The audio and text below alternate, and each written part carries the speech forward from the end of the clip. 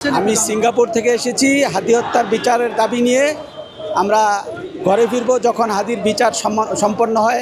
আমরা কোনো নির্বাচন চাই না, আমরা হাদি হত্যার বিচার চাই। হাদি হত্যার বিচার হলেই আমরা নির্বাচন হবে, সুষ্ঠু নির্বাচন হবে বলে মনে করি। কারণ সে একজন প্রার্থী, তাকে নিরাপত্তা যেই সরকার দিতে পারে নাই অথবা যেই নির্বাচন কমিশন দিতে পারে নাই, এই নির্বাচন কমিশনের আন্ডারে কোনো নির্বাচন সুষ্ঠু নির্বাচন হবে না, এটা আমরা মনে প্রাণে বিশ্বাস করি।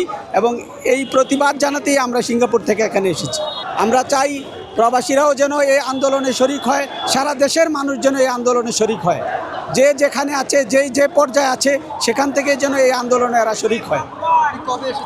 আমি এই 12টার সময় এসে নেমেছি, আজকে 12টার সময়। এখন নেমে এখানে আসলাম, এয়ারপোর্ট থেকে সোজা এখানে এসেছি। বাসায় যাইনি।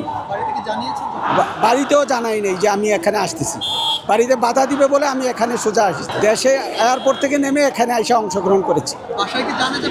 বাসারেও জানাই নেই, বাসা বাধা দিবে বলে বাসাকে জানাই। বাড়িতে এখান থেকে যদি আমি জানে যে এখানে আসছি, তারা হয়তো দুশ্চিন্তা করবে, সেজন্য তাদেরকে জানাই নেই যে বাসায় আমি এখানে এসেছি। আন্দোলন আমরা নির্বাচনকে প্রতিহত করে, নির্বাচন যেন না হয় এইটা সম্পন্ন হওয়া পর্যন্ত আমরা এখানে আসি।